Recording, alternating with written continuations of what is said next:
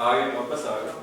देख हिमांशु चल रही है, अब चल क्लास चल रही है। देखो बच्चों, they are non vascular plants. तो नॉन वेस्कुलर का मीनिंग क्या रहा है यहाँ पर कि जो वाटर ट्रांसपोर्ट जाइलम और फ्लोएम उनके पास अवेलेबल ही नहीं है बच्चों। क्या नहीं है उनके पास? जाइलम और फ्लोएम अवेलेबल नहीं है। अब क्या समझेंगे अपन, इस चीज को समझने की कोशिश करते हैं बच्चों। तो they are non-vascular plants, do not have xylem and phloem। अब मेरी बात सुनो बच्चों, आप लोगों ने कई बार अपने घर के आसपास कहीं ऐसा देखा होगा कि सबके घर के पास अगर पाइपलाइन है, वाटर पाइपलाइन है जहां से पानी का कनेक्शन आता है, तो जिन लोगों का घर नीचे है वहां पर अपने आप पानी आ जाता है, और जिन लोगों का घर बहुत ऊपर है या बहुत 2-3 मंजिला ऊपर रहते हैं उन लोगों के लिए वाटर पंप की जरूरत पड़ती है। यस या नो? यस, ऐसा ही होता है बच्चों। तो इसको आप कोऑर्डिनेट करो। अगर प्लांट बड़ा होगा, लंबा होगा, ऊंचा होगा तो वाटर पंप की जरूरत पड़ेगी ना। और प्लांट बहुत छोटा होगा, बोना होगा और जमीन से ही जुड़ा हुआ होगा तो उसे वाटर पंप की जरूरत नहीं पड़ेगी ना। तो इसका मतलब वाटर पंप क्या नहीं होगा? जाइलम नहीं होगा। किन में नहीं होगा? ब्रायोफाइट्स में नहीं होगा। और किस में नहीं होगा? एल्गी में भी नहीं होगा। अभी क्लियर है बच्चों? समझ पा रहे हो ना? तो xylem and phloem are absent in plants. Xylem और फ्लोएम क्या होते हैं बेटा? प्लांट्स के पास में एब्सेंट होते हैं। आगे बात समझिए। इसके बाद तीसरी, अभी अमन यादव ने बहुत शानदार आंसर दिया sir, amphibians of plant kingdom, very important, लिख लीजिए। एम्फीबियंस ऑफ प्लांट किंगडम, ठीक है। इनको क्या कहा जाता है बच्चा? Amphibians of plant kingdom. क्यों कहें हम इनको एम्फीबियंस? तो देखो बेटा, एम्फीबिया कहा जाता है अपने जो जर्नल अपन लोग जानते हैं, मेंढक, फ्रॉग। यस, फ्रॉग को एम्फीबिया वर्ग में रखा गया है। तो अभी बारिश के दिन में आप लोगों को फ्रॉग बहुत सारे दिखाई देंगे, फिर उसके बाद पता नहीं वो कहां चले जाते हैं। तो रेनी सीजन उनके मैटिंग का सीजन होता है, वो बच्चे पैदा करते हैं इस सीजन के अंदर, इसलिए वो बिलों से बाहर आ जाते हैं और बाद में अपना काम करके वापस चले जाते हैं। ठीक है बच्चे, छुप जाते हैं कहीं ना कहीं जहां वाटर अवेलेबिलिटी हो या सैडी प्लेसेस हो। एम्फीबियंस का मतलब क्या होता है बच्चों? जो लैंड पर तो जिंदा रहे लेकिन उन्हें रिप्रोडक्शन के लिए पानी की जरूरत पड़ती है। बच्चों किसकी जरूरत पड़ती है? पानी की जरूरत पड़ती है। तो मैं लिख सकता हूं यहां पर, because they are depends on, because they are depends on water for fertilization, fertilization। बेटा खतरनाक बहुत इंपॉर्टेंट पॉइंट्स हैं, इनको अगर हम याद कर लेंगे तो हमें एम्फीबियास के ऊपर कमांड आ जाएगी। These plants can live in soil but are depend on water for sexual reproduction। Very good, शानदार, to me good answer है बच्चा आप लोगों का। अब देखिए, तो because they are depends on water for fertilization, ये रिप्रोडक्शन के लिए क्या होते हैं बेटा? यहाँ पर डिपेंड्स होते हैं, तो आप रिप्रोडक्शन भी लिख सकते हैं उसके लिए। अगली बात करते हैं। अब सुनो सर, जो ब्रायोफाइट्स होते हैं ना तो उनमें हमें बड़ी बड़ी रूट्स दिखाई देती हैं, ना उनमें हमें लीफ दिखाई देती हैं, ना उनमें हमें फ्लावर्स दिखाई देते हैं। तो बेटा मैंने कल की क्लास में बताया था कि ब्रायोफाइट्स आर एक थैलोइड स्ट्रक्चर। कैसे स्ट्रक्चर्स होते हैं बच्चों? थैलोइड, थैलस लाइक स्ट्रक्चर ही होता है। तो मैं मेंशन कर लेता हूं यहां पे कि Bryophytes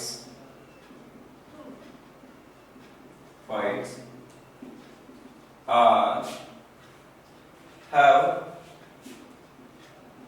thallus-like structure.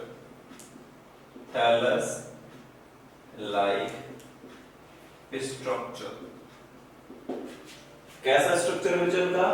Thallus like. Thallus का क्या मतलब? थैला। थैले का ना हाथ ना पैर ना मुंह, कुछ नहीं दिखाई देता, बस एक फैला हुआ स्ट्रक्चर दिखाई देता है। दिस इज फैला हुआ थैला। तो थैलस लाइक स्ट्रक्चर को अगर अपन समझने की कोशिश करें तो वो कैसा होगा बच्चों? समझो कि do not well differentiate, do not differentiate in root, stem and leaves। लिख लीजिए बच्चों, जो डिफरेंशिएट नहीं होते रूट में, स्टेम में और लीव्स में। ठीक है बच्चों, तो रूट, स्टेम और लीव्स में डिफरेंशिएट नहीं होते हैं, उनको अपन क्या कहते हैं बच्चा? थैलोफाइटा। जनरल इंट्रोडक्शन समझ में आ रहा है ना? बिल्कुल समझ में आ रहा है बच्चों? ओके, आगे की बात करते हैं बेटा। देखो, बहुत ही serious students in my class, I am very happy with few students. मुझे खुशी है बेटा, ज्यादा के कंपैरिजन में कम को पढ़ाया जाए, लेकिन अच्छा पढ़ाया जाए और उन्हें भी समझ में आए, तो शानदार बच्चा। Which animal is never die? Aman Yadav, your answer बेटा अमीबा। कभी नहीं मरता है, हमेशा मरने से पहले खुद को डिवाइड कर लेता है। तो मरा क्या? अमीबा अमर मैन है, याद रख लेना। अमीबा इज इमोर्टल, अमीबा कभी नहीं मरता। ठीक है, मरते तो हम भी नहीं है बेटा, आत्मा तो घूमती रहती है कहीं ना कहीं हमारे। चलो देखो, इंसान का शरीर मरता है, आत्मा थोड़ी मरती है, आत्मा तो नश्वर है बच्चों, है ना? हाँ, प्रवचन हो जाएंगे फिर गोविंद बाबा की तरफ से। आगे आओ। तो बेटा यहाँ पर हमने ये समझा कि ये कुछ इंट्रोडक्शन है। अब हम सर ये जानना चाहेंगे कि कभी हम अगर घूमने जाएं तो हमें ब्रायोफाइटा कहां मिलेगी, और हम ब्रायोफाइटा देखने भी जाएं तो कहां मिलेगी? तो बेटा आप आसाम जाइए, कर्नाटका जाइए, श्रीलंका जाइए, बांग्लादेश जाइए, है ना, आप कोलकाता जाइए, जहां जहां आपको समुद्र दिखता है आप वहां चले जाइए, या फिर कोई बड़ी नदी बहती हो वहां चले जाइए। ठीक है, ओके। जहां बेटा जेलीफिश का उम्र होता है, अमन यादव, जेलीफिश का उम्र होता है और वो लगभग 3000 इयर्स तक जी लेते हैं, 3000 इयर्स तक जी लेते हैं। तो जेलीफिश मरते जरूर है बच्चों, ठीक है, इतना तो पता है मुझे जहां तक है, लेकिन अमीबा नहीं मरता है। अपन को अमन ये याद रख लेना है, अमीबा इज ए इमोर्टल, कभी नहीं मरता है। जेलीफिश का एज जरूर 300 इयर्स तक हो जाता है, 3000 इयर्स तक भी हो जाता है कुछ में, और पॉइजनस जेली भी होते हैं, बहुत जेलीफिशेस होते हैं। आप बात करो सीलेंट्रेट्स की, तो सीलेंट्रेट्स में रीजनरेशन पावर होती है, अगर वो कभी टूट जाए तो अपने आप को दोबारा बना सकते हैं। ठीक है बच्चों, नहीं तो जेलीफिश मर जाते हैं, मरते हैं बिल्कुल। हाँ, ओके। अब देखो बेटा, अगली बात करें अपन यहाँ पर दूसरी चीज को समझने के लिए, तो सर अब हमें ब्रायोफाइट्स को देखना है और उनसे मिलना है कि ब्रायोफाइट्स कहां होते हैं। तो देखो मैंने आपको कहां कहां बताता हूं, वहां आप बता। देखो ब्रायोफाइट्स कहां मिलेंगे? ब्रायोफाइट्स का हैबिटेट, दूसरा मार्क कर ले लेते। देखो बच्चों, ब्रायोफाइट्स का हैबिटेट, हैबिटेट का मतलब होता है जो जहां रहना पसंद करता है, वो क्या होता है ब्रायोफाइट्स का बेटा? Habitat. Damp and humid, answer सही है बेटा, हैबिटेट। चल जा भाई, चल जा, ठीक है, ये ना दूसरा ले लेते हैं। तो देखो हैबिटेट की अगर हम बात करें तो इन्हें डैम्प, ह्यूमिड सॉइल चाहिए, मिट्टी चाहिए। ठीक है बच्चों, डैम्प या ह्यूमिड सॉइल चाहिए, या बैंक ऑफ रिवर्स, रिवर्स। इसका क्या मतलब बेटा? जहां कहीं पेड़ों के नीचे से या ऊपर से कोई नदी बह रही हो और जहां बहुत सारे पेड़ हो। आप मेरे साथ थोड़ा सा अज्यूम करें, तो जैसा मैं सोच पा रहा हूं वैसा मैं एक पिक्चराइजेशन आपके मेरे दिमाग में कर पाऊं। आप सोचिए, बहुत सारे पेड़ हैं, उनके बीच से एक वाटर कैनाल निकल रही है और उस वाटर कैनाल के सराउंडिंग बहुत सारी बड़ी बड़ी चट्टानें हैं और उन चट्टानों को जब हम टच करके देखते हैं तो बड़ा ही चिकनापन सा हमें फील होता है और वहां हमें हरे हरे छोटे छोटे प्लांट्स दिखाई देते हैं।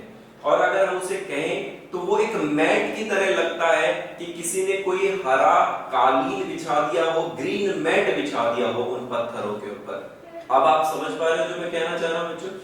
ठीक है, तो वो जो ग्रीन मैट है ना बच्चा, एक्चुअली वो ही ब्रायोफाइट्स है। तो ब्रायोफाइट कहां नहीं मिलेंगे? जहां धूप निकलती हो, बहुत ज्यादा धूप पड़ती हो, वहां मर जाएंगे ब्रायोफाइट। तो ब्रायोफाइट केवल कहां सरवाइव कर सकते हैं बच्चों?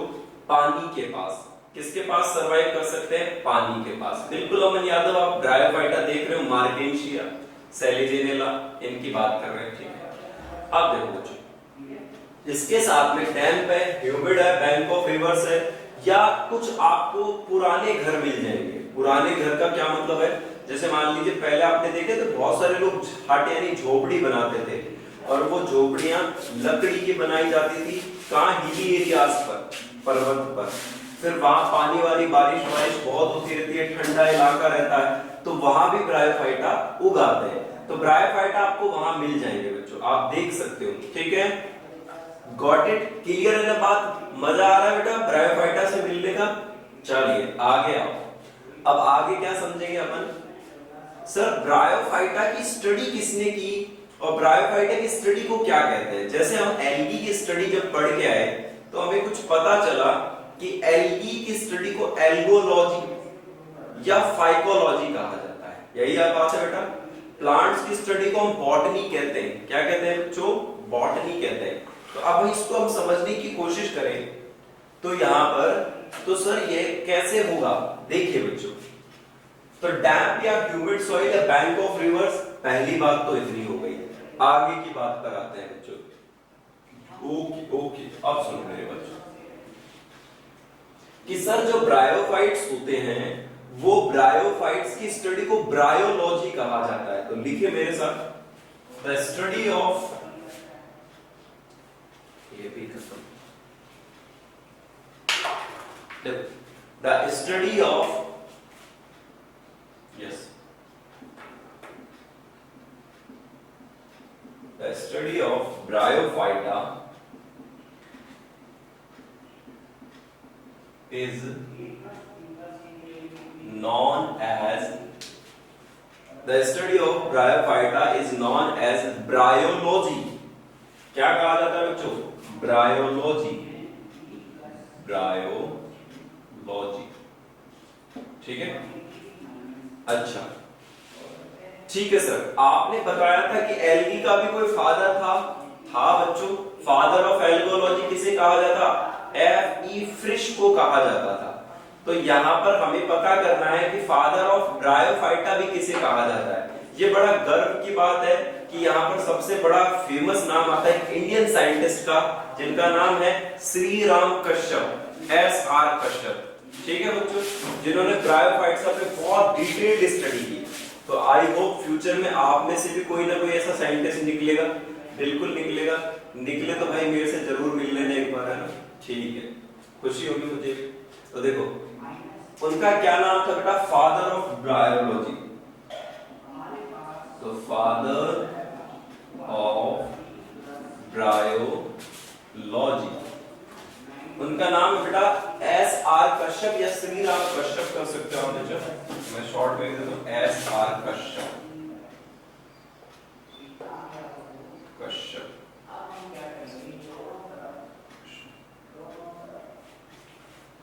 श्री राम कश्यप हो, SR कश्यप।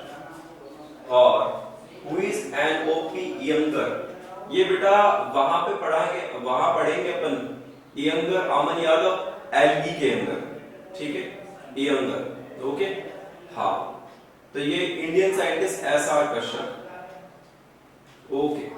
अब आप देखो बच्चों, इसके साथ अगर हम फादर ऑफ ब्रायोलॉजी की बात कर चुके हैं, अब इसके बाद बात करो बेटा एमओपी है बेटा, नॉट एनओपी है अमन, ओके।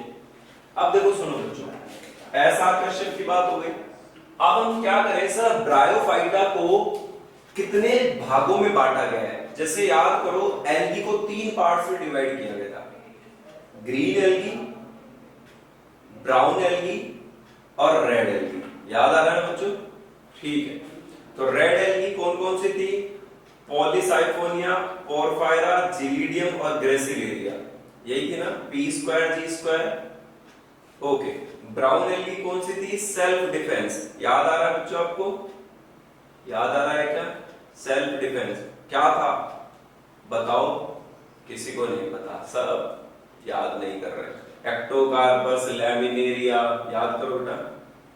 सेलिजेनेला, सेलिजेनेला नीट सा क्या था, इससे 4 स्पायरो गायरा, ये बेटा सब अलग अलग आपको लिखवाए हुए हैं ना, याद करना।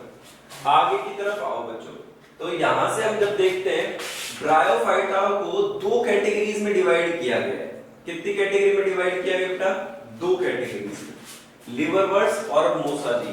मोसाजी ना, मोसेस, हाँ मोसेस बेटा, मोसेस है ना, ओके।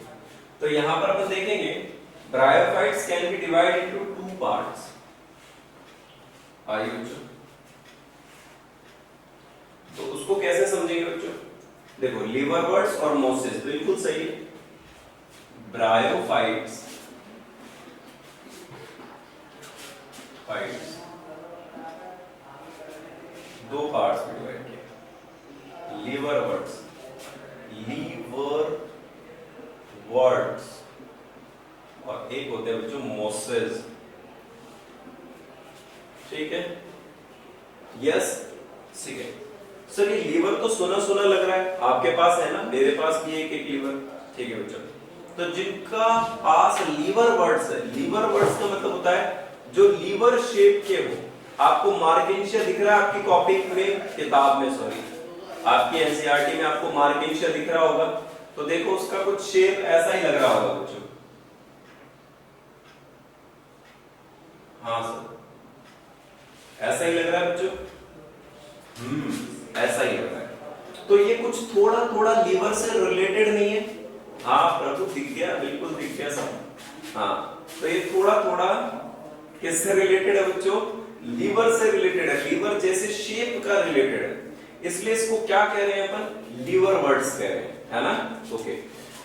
अब आपसे कोई पूछे कि इनमें से एडवांस कौन सा है और ज्यादा इंपॉर्टेंट कौन सा है, तो बेटा लीवर वर्ड्स के बाद कौन आए? मोसेस आए। तो मोसेस आर बेस्ट, ठीक है। आईफोन 7 आया, फिर आईफोन 8 आएगा, तो कौन सा बेस्ट होगा बेटा? आईफोन 8 होगा, क्योंकि उसमें कुछ एडवांस फीचर्स मिलेंगे आप लोगों को। धन्यवाद। तो बेटा ऐसा ही मोसेस बाद में आए, इसलिए उनके पास लीवर वर्ड्स से थोड़े से एडवांटेजेस ज्यादा थे। क्या थे बच्चों? थोड़े से एडवांटेजेस ज्यादा थे। इतनी बात भी क्लियर है? ओके। अब एक चीज और समझानी है तो आप लोगों को, वो क्या समझानी है बच्चों? कि प्लांट्स के पास 2 लाइफ साइकिल होती है। एक होती है बच्चों गैमेटोफिटिक, ठीक है, और एक होती है स्पोरोफिटिक।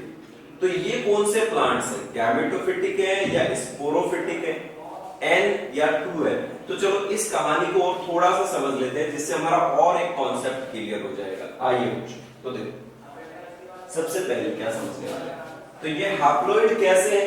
आपको पता है हम लोग कैसे हैं? आप बताओ, हम हैप्लॉइड है या डिप्लॉइड है? Can give me any answer बेटा, कोई बता सकता है? वी आर हैप्लॉइड या डिप्लॉइड्स? आता तो है पर बताएगा कौन?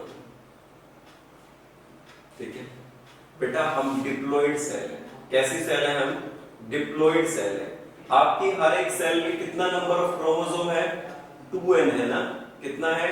2n है। इनकी हर एक सेल में कितना नंबर ऑफ क्रोमोसोम होगा बच्चों? n होगा। कैसा होगा? n। तो क्या सर कभी 2n नहीं होगा? होगा, लेकिन कुछ देर के लिए 2n होगा, फिर बाद में वापस n बन जाने वाला है। तो हम क्लियर करें एक बार गैमेटोफिटिक और स्पोरोफिटिक के कॉन्सेप्ट को। आइए बच्चों, तो इसका क्या मतलब है इसे देखिए। तो देखो प्लांट्स के पास जब हम देखते हैं तो दो स्टेजेस होती है। एक स्टेज होती है गैमेटोफिटिक, जब गैमेट्स बनते हैं, और एक होती है बच्चों स्पोरोफिटिक। समझिए देखो कैसे। तो मैं लिखूं गैमेटोफिटिक, गैमेटोफिटिक, गैमेटोफिटिक। ओके, तो गैमेटोफिटिक स्टेज को अपन एन स्टेज कहते हैं बच्चों।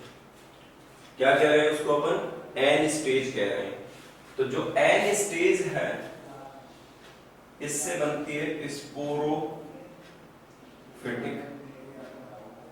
बड़ा लिख देते हैं, स्पोरोफिटिक स्टेज। और स्पोरोफिटिक से वापस कौन सी स्टेज आ जाती है बच्चों? गैमेटोफिटिक स्टेज आ जाती है। अब क्या कहेंगे, कैसे करेंगे, समझिए। देखो गैमेटोफिटिक मतलब एन से ही पूरे जीवन चल जाए, एन वाला सेल ही अपनी लाइफ को सरवाइव कर ले, हैप्लॉइड रहेगा। जैसे हमारा स्पर्म सेल हैप्लॉइड होता है, गैमेटोफिटिक कंडीशन है। ओवम सेल हैप्लॉइड होता है, गैमेटोफिटिक कंडीशन है।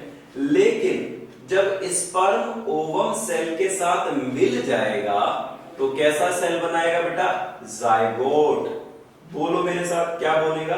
जाइगोट। और जाइगोट कैसा होता है बच्चों? 2n सेल होता है।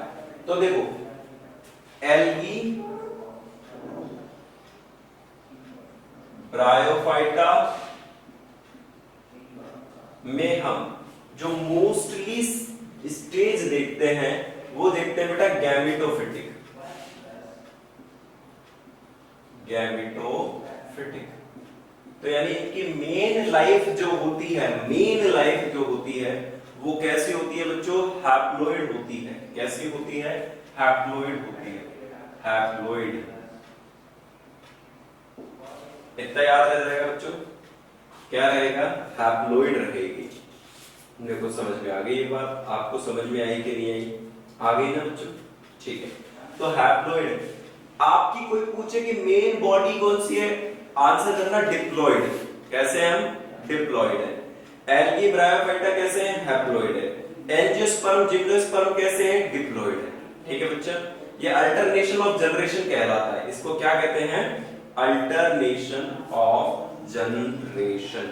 आइए तो अब हम बात करेंगे लिवर वर्ड्स में। पहले लिवर वर्ड्स की बात करेंगे। तो आओ बच्चों देखो, अब इसे हटा देता हूं। तो आप लिख लीजिए bryophytes main plant body is haploid gametophytic.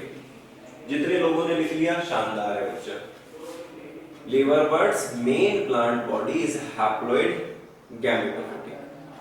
Clear है बच्चों? अब आओ, तो सर हमारे पास दो चित्र दिए, चित्र डायग्राम हमारे पास दो डायग्राम दिए हैं एनसीईआरटी में। ओके बच्चों, कितने डायग्राम दिए हैं? दो डायग्राम दिए। तो दो डायग्राम कैसे हैं उनको समझते हैं। तो सर ये पहले तो ग्रीन कलर के दिख रहे हैं बच्चों। बोलो सब कैसा दिख रहा है? ग्रीन कलर का दिख रहा है। एनसीईआरटी में सबको ग्रीन कलर का दिख रहा है, हमारे पास ग्रीन नहीं है, मैं आपको ग्रीन कलर का दिखा रहा। ठीक है, तो सर मुझे ये समझ में आ रहा है कि जब ये ग्रीन कलर का है, ठीक है, तो ये जब ग्रीन कलर का है सर, तो इस ग्रीन कलर की वजह से फोटोसिंथेटिक है, तो इसके पास क्लोरोफिल है, क्लोरोफिल प्रेजेंट है। और क्लोरोफिल की वजह से ये कैसा है? फोटोसिंथेसिस। बताइए मजा आया ये वाली बात पे? क्लोरोफिल है और ये फोटोसिंथेसिस है। क्या बात कर रहे हो सर? प्लांट सारे फोटोसिंथेटिक होते हैं और उनके पास क्लोरोफिल भी होता है। हाँ बिल्कुल सही बेटा, जब भी तो हमें पता चलेगा कि प्लांट्स है।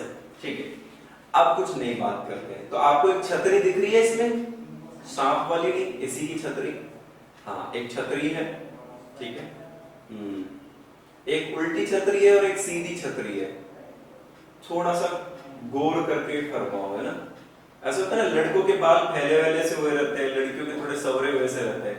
तो जो फैले हुए बाल है उनको एंथ्रीडिया कहेंगे, और जो सवरे हुए से हैं थोड़े से उनका आर्किगोनिया कहेंगे। हमारा मतलब यही है, बस समझ में आ रहा होगा आपको डायग्राम देख करके। तो एक एंथ्रीडिया है और एक आर्किगोनिया, ये बस थोड़े कैरेक्टरिस्टिक है, कई बार पिक्चर आ जाता है समझाने के लिए। बताओ इसमें एंथ्रीडिया कौन सा है और आर्किगोनिया कौन सा है। अब आप कभी सपने में भी गलत नहीं करोगे कि एंथ्रीडिया कौन सा है सर और आर्किगोनिया कौन सा है। तो पहले एंथ्रीडिया बना देते हैं। तो देखो बच्चों, एंथ्रीडियोफोर कैसे बनाए, ऐसे बना देते हैं, और वो छतरी में हम बालों को ऐसे उड़ा देते हैं, ऐसा ये ऐसे। एक तो ऊपर की तरफ निकल रहा है, दिस इज एंथ्रीडियोफोर, एंथ्रीडियोफोर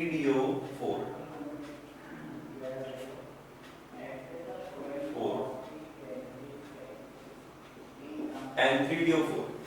ठीक है बच्चों, ये मेल सेक्स ऑर्गन है। क्या है बच्चों? मेल सेक्स ऑर्गन है। लिख लीजिए, मेल सेक्स ऑर्गन है। क्लियर है बच्चों? मेल सेक्स ऑर्गन है। और एक है सर ऐसा, इनका सही है,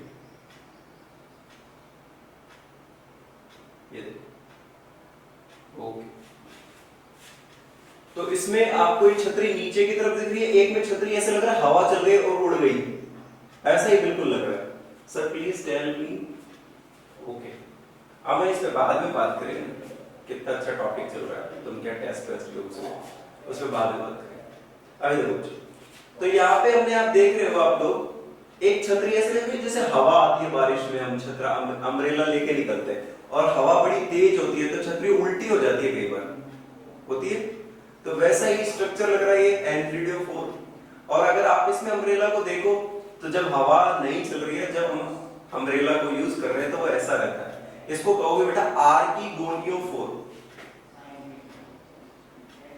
आर्किगोनियोफोर, ये लो। तो एक हो गया एंथ्रीडियोफोर, एक हो गया आर्किगोनियोफोर। प्लीज आपसे रिक्वेस्ट है बेटा, डायग्राम देख करके जरूर मेंशन करें वहां पे। मेडिकल एग्जामिनेशन में पिक्चर देख करके आइडेंटिफिकेशन पूछ लेता है कि ये एंथ्रीडियोफोर है या आर्किगोनियोफोर है, तो आपको बेटा बताना होगा। क्लियर है ना यहाँ तक की बातें? तो पिक्चर में देख के आपको पहचान में आ गए। हिमांशु क्लियर है बच्चा? अंतिमा क्लियर है ना? तो एंथ्रीडियोफोर और आर्किगोनियोफोर। तो आर्किगोनियोफोर क्या है बेटा? फीमेल सेक्स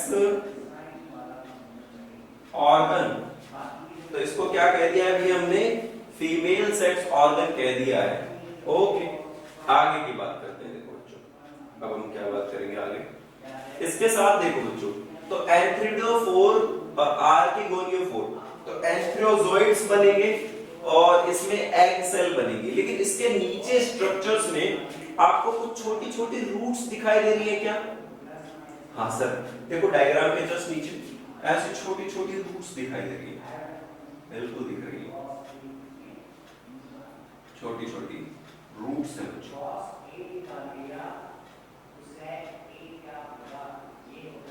तो इन छोटी छोटी रूट्स को हम क्या कहेंगे? राइजोइड्स। क्या कहा जाएगा प्रभु? राइजोइड्स। राइजोइड्स। तो राइजोइड्स क्या होते हैं? राइजोइड्स क्या होते हैं? Root like structures, not root. बहुत छोटे छोटे बाल जैसे स्ट्रक्चर्स है सर राइजोइड्स, और ये इस थैलस के स्ट्रक्चर के नीचे प्रेजेंट है। इसलिए इनको क्या कहते हैं? राइजोइड्स कह रहे हैं। और राइजोइड्स देखो क्या कर रहे हैं बेटा, ये पूरा सरफेस है, सपोज कीजिए ये मेरा पूरा सरफेस है और इस सरफेस से बहुत छोटे छोटे राइजोइड्स निकल आए। तो बताओ, एक तो एब्जॉर्प्शन सरफेस बढ़ गया, बहुत सारे राइजोइड्स होंगे तो एब्जॉर्प्शन ज्यादा करेंगे मटेरियल का, जो भी चीजें न्यूट्रिएंट अंदर से लेके आएंगे वो। तो ये क्या करते हैं? राइजोइड्स रूट लाइक स्ट्रक्चर्स तो हैं, लेकिन रूट नहीं कह सकते आप, क्योंकि हम इसको थैलोफाइटा में लिख रहे हैं सर। कहाँ पढ़ रहे हैं हम इनको? थैलोफाइटा में पढ़ रहे हैं। तो जब हम इनको थैलोफाइटा में पढ़ रहे हैं थैलोफाइटा में जब हम इन्हें पढ़ रहे हैं तो बेटा ये राइजोइड्स क्या करते हैं? न्यूट्रिशन एब्जॉर्प्शन का काम करते हैं। किसका काम करते हैं बच्चों? न्यूट्रिशन एब्जॉर्प्शन का काम करते हैं। क्लियर है बात यहां तक की बच्चों? आइए, तो राइजोइड्स एब्जॉर्प्शन ऑर्गन है, एब्जॉर्प्शन रूट लाइक स्ट्रक्चर्स।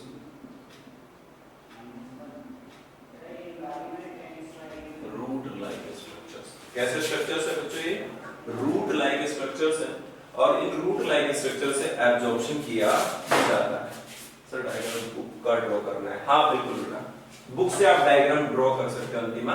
और एनसीईआरटी की एक एक लाइन भी पढ़नी है आपको। क्या पढ़नी है बच्चा?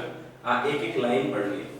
अब इसमें आप राइजोइड्स देखोगे, एक तो होते हैं बेटा यूनिसेल्युलर और एक होते हैं बच्चों मल्टी सेल्युलर। तो कोई बता पाएगा लीवर वर्ड्स में कैसे राइजोइड्स हैं? देखो कितने लोगों ने एनसीईआरटी पढ़ी है कि मल्टी सेल्युलर राइजोइड्स होते हैं उनके पास, क्या यूनिसेल्युलर राइजोइड्स होते हैं? किसी ने भी नहीं पढ़ा। क्यों पढ़ोगे आप लोग? ठीक है, तो देखो बच्चों इनके पास होते हैं मल्टी सेल्युलर